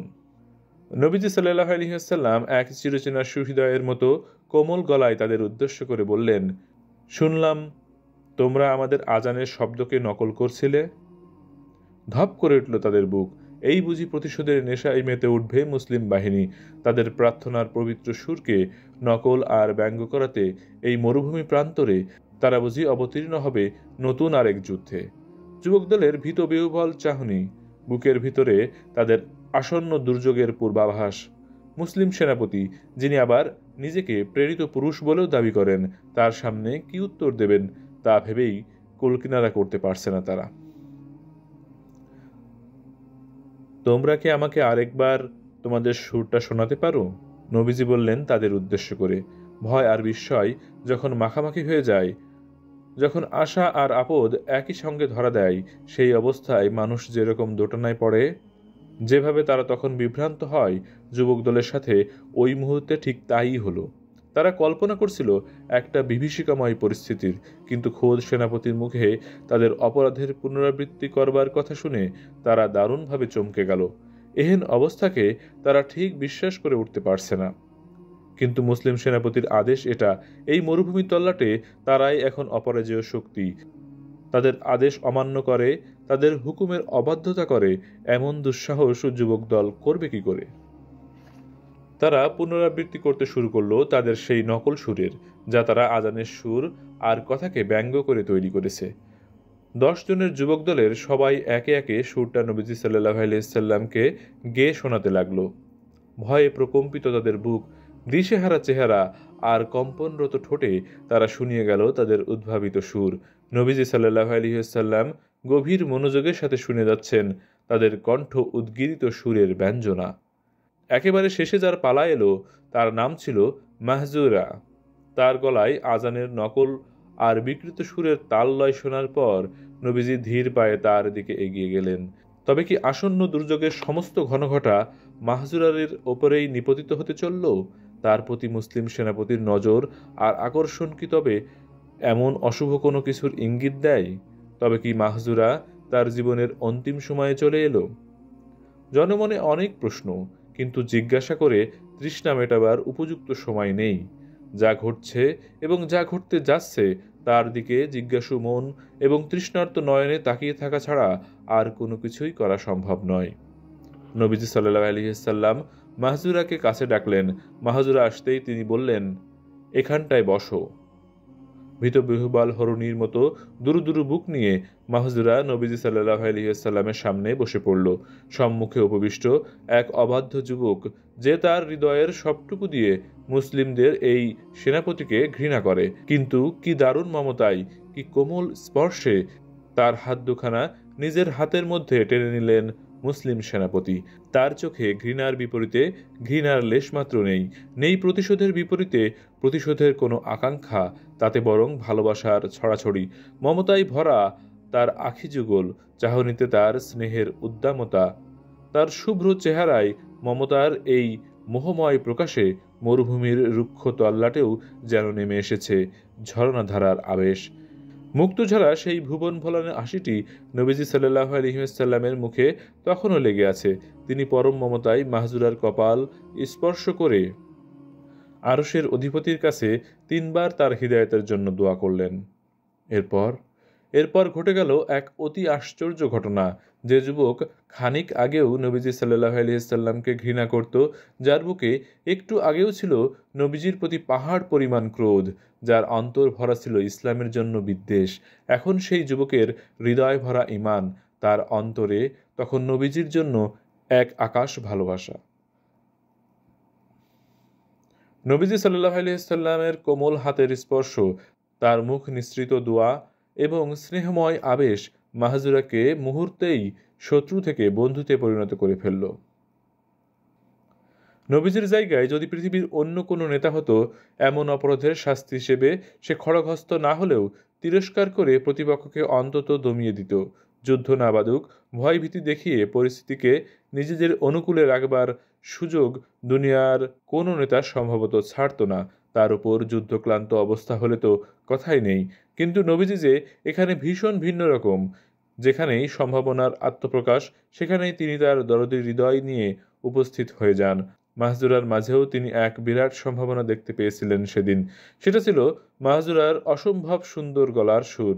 মাহজুরা আজানের সুরকে ব্যঙ্গ করে গাইছিল ঠিক, কিন্তু নবীজি সাল্লাল্লাহু আলাইহি ওয়াসাল্লাম তার অপরাধের দিকে নজর দেওয়ার বদলে তার মেধা এবং গুণের দিকে নজর দিলেন। তার কৃত অপরাধের চাইতে তার মাঝে থাকা অমিত সম্ভাবনাকে নবীজি সেদিন গুরুত্ব দিয়েছিলেন বেশি। নবীজির মনে হলো এমন সুর আর লহরী যার গলায় ধরতে পারে, তার গলায় যদি আজানের সুর তুলে দেওয়া যায় কতই না উত্তম হবে। তাহলে নবীজি মাহজুরাকে ইসলামের জন্য একজন মুয়াজ্জিন হিসেবে চাইলেন, যার মোহনীয় সুরে প্রকম্পিত হবে ধরণী। আশহাদু আল্লাহ ইলাহা ইল্লাল্লাহ বলে যখন সুর টেনে ধরবে, তখন কি গভীর আবেশে তনুমন বিগলিত হবে তা ভাবতেই নবীজি পুলক অনুভব করছিলেন। মাহজুরার প্রতি নবীজি সাল্লাল্লাহু আলাইহি ওয়াসাল্লামের সেদিনের আচরণ থেকে আমাদের শিখবার আছে অনেক কিছু। চারপাশে এমন অনেকেই আছে যারা আমাদের ঘৃণা করে, আমাদের তিরস্কার করে। নিজেদের আত্মাকে তুষ্ট করবার লোক দুনিয়াতে কম নেই। তাদের ঘৃণার বদলে আমরাও যদি ঘৃণার চাষাবাদ করি, যদি তিরস্কারের জবাব দিই তিরস্কারে, তাহলে হয়তো কোনো দিন তাদের সামনে আমরা সেই সত্য নিয়ে দাঁড়াতে পারবো না, যে সত্য জিবরাইল আলাইহিস সালাম নবীজি সাল্লাল্লাহু আলাইহি ওয়াসাল্লামের কাছে নিয়ে এসেছিলেন। সত্য ধর্মের, সত্য ইলাহর, সত্য নবীর যে দাওয়াত আমরা পেয়েছি, তা দিকে দিকে জনে জনে ছড়িয়ে দিতে আমরা অসমর্থ হব যদি না ধৈর্য এবং ভালোবাসার সেই প্রকাশ আমাদের মাঝে না থাকে যা নবীজি আমাদের শিখিয়েছেন। স্বীকৃতির আনন্দে নবীজি সাল্লাল্লাহু আলাইহি ওয়াসাল্লামের উট হারিয়ে গেছে। সাহাবীরা চারিদিকে তন্ন তন্ন করে খুঁজে বেড়াচ্ছেন সেই উট, কিন্তু কোথাও হদিস মিলছে না। চারিদিকে ভালো রকমের একটা শোরগোল পড়ে গেল ব্যাপারটা নিয়ে। কোথায় যেতে পারে নবীজির এই ব্যক্তিগত বাহন? সব সময় যা হয়, ইসলামের শত্রুরা সুযোগের অপেক্ষায় হাঁ করে বসে থাকে, কবে একটা মওকা হাতে আসবে আর তারা নবীজি সাল্লাল্লাহু আলাইহি ওয়াসাল্লাম এবং ইসলামকে এক হাত নিয়ে ছাড়বে। পান থেকে চুন খসতে দেরি, কিন্তু সমালোচনা অপবাদের ঝুড়ি হাতে মুসলিমদের দিকে তেড়ে আসতে তাদের কোনো দেরি নেই। নবীজির উট হারিয়ে যাওয়াতেও তারা ভালো রকমের একটা সুযোগ পেয়ে গেছে। সাহাবীরা যখন হন্যে হয়ে খুঁজে বেড়াচ্ছে উটটাকে, তখন মদিনার ইহুদিরা ব্যঙ্গ আর বিদ্রুপের সুরে বলতে শুরু করলো, আহারে, মুহাম্মদের অনুসারীদের হয়েছে এক জ্বালা। মুহাম্মদ নাকি তাদের স্বর্গমর্ত পাতালের সংবাদ শোনায় বসে বসে, কিন্তু দেখো মুহাম্মদের হারিয়ে যাওয়া উট কোথায় আছে তাই মুহাম্মদ বলে দিতে পারছে না তাদের। বলি, এত পরিশ্রম করে কি লাভ? তোমাদের নবীর কাছে যাও না, সে তো তোমাদের কত অদৃশ্যর ব্যাপারে জানায়। তাকে বলো নিজের উট কোথায় আছে তা তোমাদের জানাতে, তাহলে তো আর এত কষ্ট করতে হয় না বাবু। ইহুদিদের এমন বিদ্রূপ আর তির্যক মন্তব্য নবীজির দৃষ্টি এড়াতে পারেনি। তিনি তার উট অনুসন্ধানে ব্যস্ত সাহাবীদের ডেকে বললেন, অমুক পাহাড়ের ঢালে অমুক স্থানে অমুক গাছের সাথে বাঁধা আছে আমার উট। তোমরা অমুক পথ ধরে সেখানে যেতে পারবে সহজে। যাও, গিয়ে নিয়ে আসো উটটা। নবীজি সাল্লাল্লাহু আলাইহি ওয়াসাল্লামের বাতলে দেওয়া পথ ধরে সাহাবীরা উক্ত জায়গায় এসে একেবারে থ বনে গেলেন। ঠিক যেই জায়গায়, যেই পাহাড়ের ঢালে যে গাছের সঙ্গে উট বাঁধা আছে বলে নবীজি জানিয়েছেন, তারা দেখতে পেলেন উটটা ঠিক সেই জায়গায়, সেই গাছের সাথেই বাঁধা। তারা আল্লাহু আকবার ধ্বনি দিতে দিতে উটটাকে নিয়ে এলেন মদিনায়। বলাই বাহুল্য, ইহুদিরা সেদিন নিদারুণভাবে অপমানিত হয় নবীজি সাল্লাল্লাহু আলাইহি ওয়াসাল্লামের কাছে। তারা ভেবেছিল এই ঘটনাকে খুব সাবধানে চেপে যাবেন নবীজি। তারা মনে করেছিল মুহাম্মদ সাল্লাল্লাহু আলাইহি ওয়াসাল্লাম নবী হওয়ার দাবি নিছক ভণ্ডামি ছাড়া আর কিছু নয়। কারণ যে ব্যক্তি স্বর্গমর্তের অদৃশ্য বিষয়ের জ্ঞান বিলিয়ে বেড়ায়, সামান্য উটের হদিস পেতে তবে কেন তার সাহাবীদের নাস্তানাবুদ হতে হবে? এখন তাদের দাবিকে ভুল প্রমাণ করে নবীজি যখন সঠিক নির্দেশনা দিয়ে ফিরিয়ে আনলেন হারিয়ে যাওয়া উট, ইহুদিদের তখন আর মুখ লুকাবার জায়গা কোথায়? তবে এই ঘটনা বাড়তি আরেকটা ধারণার জন্ম দেয় মানুষের মনে। মানুষেরা বিশ্বাস করতে শুরু করে নবীজি সাল্লাল্লাহু আলাইহি ওয়াসাল্লাম নিশ্চয়ই গায়েব জানেন। তিনি অতি অবশ্যই অদৃশ্যের খবরাখবর জানতে পারেন, গায়েব জানবার ব্যাপারে তার বুঝি অবাধ এখতিয়ার রয়েছে। কিন্তু এই ধারণা ইসলামের মৌলিক বিষয়ের সাথে মোটা দাগে সাংঘর্ষিক। নবীজির বাতলানো পথ ধরেই সাহাবীরা উটটাকে খুঁজে এনেছিলেন। নবীজি ঠিক যেভাবে, যেখানে, যে অবস্থায় উটটাকে পাওয়া যাবে বলে জানিয়েছিলেন, ঠিক ওইখানে, ওই অবস্থাতেই পাওয়া গিয়েছিল। ঘটনার এমন সরল সমীকরণ থেকে মানুষ এটা ভেবে নিতেই পারে নবীজি সাল্লাল্লাহু আলাইহি ওয়াসাল্লাম হয়তো গায়েব জানেন। না হলে এত নিশ্চয়তার সাথে একেবারে ঠিকঠাকভাবে বলে দিলেন কিভাবে? কিন্তু এই ভুল ধারণা নবীজি সাল্লাল্লাহু আলাইহি ওয়াসাল্লাম সাথে সাথে ভেঙে দিলেন। তিনি সবার কাছে দ্ব্যর্থ গলায় বললেন, তোমরা ভেবো না আমি গায়েব জানি। আদতে গায়েবের কোনো কিছু জানা আমার পক্ষে সম্ভব নয়। আমি কেবল ততটুকুই জানতে পারি যতটুকু আল্লাহ সুবহানাহু ওয়া তাআলা আমাকে জিবরাইলের মাধ্যমে জানান, আর এর বাইরে এক বিন্দু গায়েব জানার ক্ষমতা আমার নেই।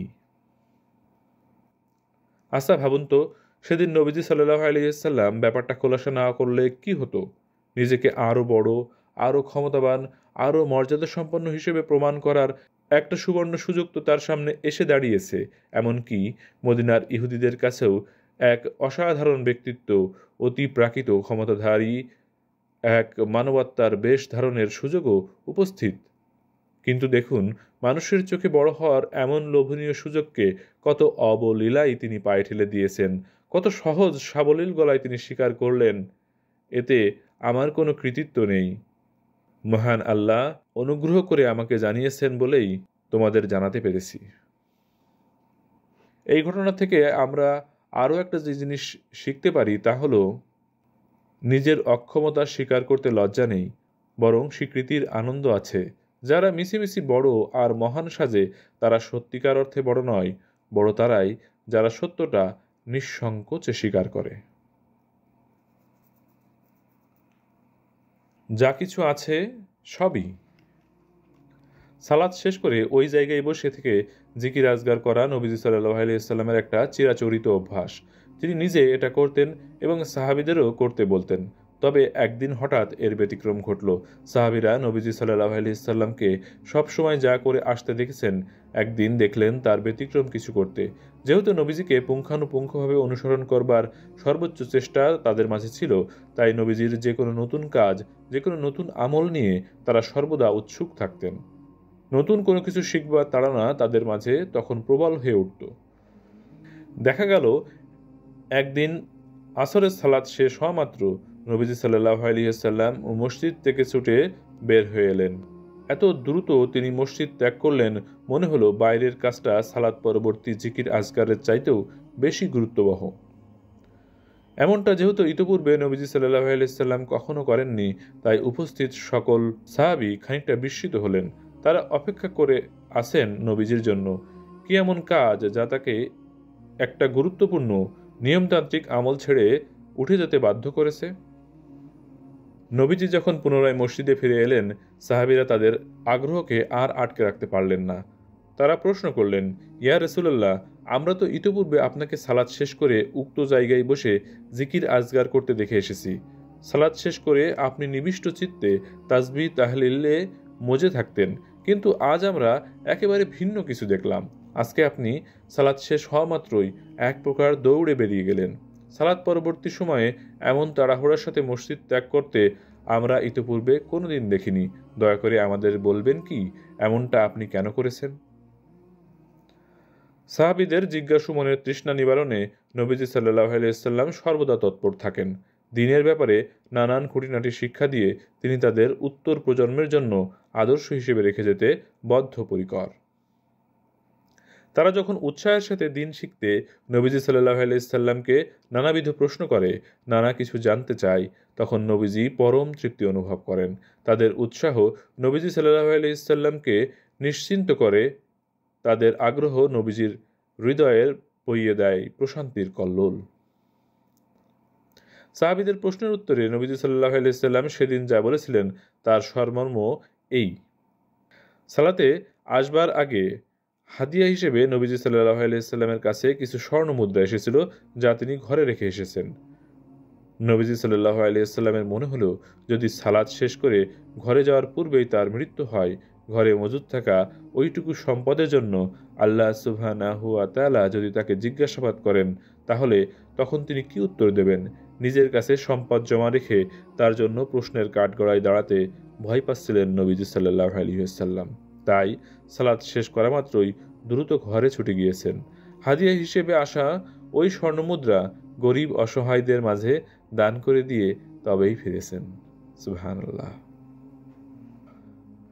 ঘটনাটা শুনতে কিংবা পড়তে যতখানি সহজ আর সাধারণ মনে হচ্ছে, ব্যাপারটা আদৌ কিন্তু ততখানি সহজ কিংবা সাধারণ নয়। বিশেষ করে পুঁজিবাদের এই ভরা দুনিয়ায় তা তো একেবারেই অসম্ভব। অধুনা জামানায় যেখানে মানুষ টাকা আর সম্পদের পাহাড় গড়ে তুলতেই মরিয়া, সেখানে 1400 বছর আগে দুনিয়ার বুকে এমন এক মহামানব এসেছিলেন যিনি সম্পদের পাহাড় তো দূর, নিজের কাছে কয়েকটা স্বর্ণমুদ্রা মজুদ রাখাকেই ভীষণ অপছন্দ করেছেন। একবার ভাবুন তো, উপহার হিসেবে আপনার কাছে দামি কোনো জিনিস যদি আসে, সেই জিনিস আপনি কি অবলীলায় কোনো হতদরিদ্র মানুষের হাতে তুলে দিতে পারবেন, দুনিয়াবি কোনো বিনিময় ছাড়া? স্বার্থবাদের দুনিয়ায় যখন নিজের আখের গোছাতেই ব্যস্ত সকলে, সেখানে এমন কথাকে রূপকথার গল্পই মনে হবে বটে। কিন্তু সেই রূপকথার সমান নজির স্থাপন করে গেছেন মুহাম্মদ সাল্লাল্লাহু আলাইহি ওয়াসাল্লাম। স্বার্থ কোনোদিন তাকে অন্ধ করতে পারেনি। নবী জীবনের গল্প থেকে অন্য আরেকটি ঘটনাও এখানে খুব প্রাসঙ্গিক। একদিন সন্ধ্যার আধার ঘনিয়ে এলে নবীজি সাল্লাল্লাহু আলাইহি ওয়াসাল্লাম মদিনার রাস্তায় একাকী হাঁটতে বের হলেন। ঠিক একই সময়ে হাঁটতে বের হলেন আবু যর গিফারি রাদিয়াল্লাহু আনহু। নবীজিকে এভাবে একাকী হাঁটতে দেখে তার হাঁটার সঙ্গী হবার ভীষণ শখ জাগল সাহাবী আবু যর গিফারি রাদিয়াল্লাহু আনহুর। কিন্তু তার এই দুরন্ত শখকে নবীজি যদি ভালোভাবে না নেন, এমনও তো হতে পারে এই সময়টা নবীজি একেবারে একাকী, একলা, একান্তভাবে কাটাতে চাইছেন। এমন একান্ত মুহূর্তে উপযাজক হিসেবে উপস্থিত হয়ে নবীজি সাল্লাল্লাহু আলাইহি ওয়াসাল্লামকে বিরক্ত করা কি কোনোভাবে উচিত হবে? এমন কতিপয় ভাবনা দোল খেয়ে গেল আবু যর গিফারি রাদিয়াল্লাহু আনহুর মনে। ভাবনার এমন দোলাচলে পড়ে নবীজির সান্ধ্য সফরের সাথী হওয়ার আশা ছেড়ে দিয়ে তিনিও একা একা হাঁটতে লাগলেন। তবে আশেপাশে কেউ যে হাঁটছে, এই অনুভূতি নবীজি সাল্লাল্লাহু আলাইহি ওয়াসাল্লামের কাছে গোপন থাকল না। বাতাসের গুঞ্জরণে, ধুলোর নিশ্চুপ প্রতিধ্বনিতে কারো উপস্থিতি যে অনুভূত হচ্ছে তা বুঝতে পারলেন তিনি। কিন্তু কে হতে পারে? নবীজি হাঁক ছেড়ে বললেন, কে ওখানে? এবার আর আবু যর পালাবে কোথায়? নবীজি সাল্লাল্লাহু আলাইহি ওয়াসাল্লামের এমন কড়া হাঁক ডাক, এমন হুঁশিয়ারি বাণী শুনে থমকে দাঁড়িয়ে আবু যর গিফারি রাদিয়াল্লাহু আনহু বললেন, ইয়া রাসূলুল্লাহ, আমি আবু যর। নবীজি খুশিয়াল গলায় বললেন, ও আবু যর, তুমি এভাবে লুকোচুরি খেলছিলে কেন? লজ্জায় লাল হয়ে গেলেন সাহাবী আবু যর গিফারি রাদিয়াল্লাহু আনহু। তিনি ভীষণ লজ্জিত মুখে আর নতস্বরে বললেন, আমাকে ক্ষমা করবেন ইয়া রাসূলুল্লাহ, আমি আসলে একটু হাঁটতে বের হয়েছিলাম। রাস্তায় এসে দেখি আপনিও একাকী মনে হাঁটছেন। একবার মনে হলো আপনার হাঁটার সঙ্গী হয়ে যায়, আপনার পাশে পাশে হাঁটি, কতই না মধুর সেই সঙ্গ। কিন্তু পরক্ষণে মনে হলো আপনি সম্ভবত একাকী সময় কাটাবার জন্য বের হয়েছেন। যদি তাই হয়, আপনার একাকী মুহূর্তে উপযাচক হয়ে আপনাকে কষ্ট দেওয়াকে আমি সমীচীন মনে করিনি ইয়া রাসূলুল্লাহ। নবীজি সাল্লাল্লাহু আলাইহি সাল্লামের জন্য সাহাবীদের ছিল এত অপরিসীম দরদ আর ভালোবাসা। মহানবী সাল্লাল্লাহু আলাইহি সাল্লামও তাদেরকে অন্তর থেকে ভালোবাসতেন, তাদের সকল আবদারও পূরণ করতেন। আবু যর রাদিয়াল্লাহু আনহুর এই কথা শুনে নবীজি বললেন, এটা তুমি কোনো কথা বললে আবু যর? এসো আমরা একসাথে হাঁটব। নবীজি সাল্লাল্লাহু আলাইহি সাল্লামের সঙ্গ পেয়ে আবু যর রাদিয়াল্লাহু আনহু যার পর নাই খুশি। তিনি এক মুহূর্ত দেরি না করে দৌড়ে নবীজির পাশাপাশি চলে এলেন। দুজন মিলে শুরু হলো রাতের হন্টন অভিযান। হাঁটতে হাঁটতে তারা দুজন একটা জায়গায় এসে দাঁড়ালেন। সামনে দেখা যাচ্ছে সুউচ্চ এক পাহাড়। মাথা কাত করে তাকালে মনে হবে পর্বত শৃঙ্গটা বুঝি আকাশ ছুঁয়েছে।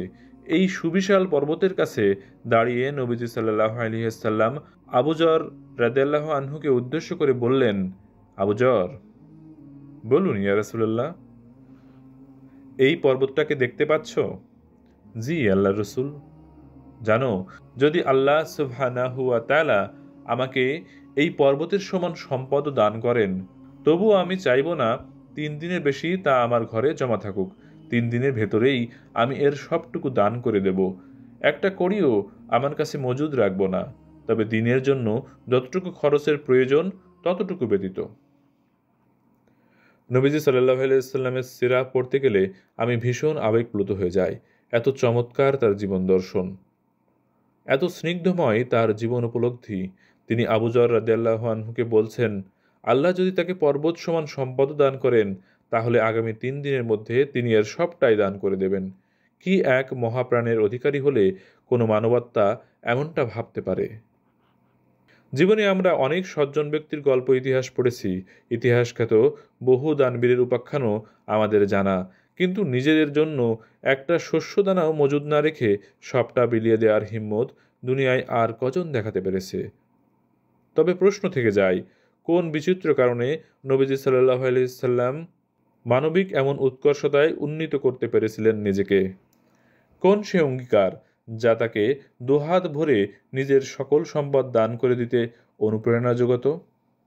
সেটা হলো আল্লাহ তাআলার নৈকট্য। সে এমন এক নেশা, এমন এক প্রেমের সুধা, যার কাছে দুনিয়ার সব কিছু তুচ্ছ, নগণ্য। এরই সাথে শেষ হলো আরিফ আজাদ লিখিত নবীজীবনের গল্পের 2য় পর্ব। 3য় ও শেষ পর্ব শোনার আমন্ত্রণ জানিয়ে আজকের মতো এখানেই বিদায় নিচ্ছি। আল্লাহ হাফেজ।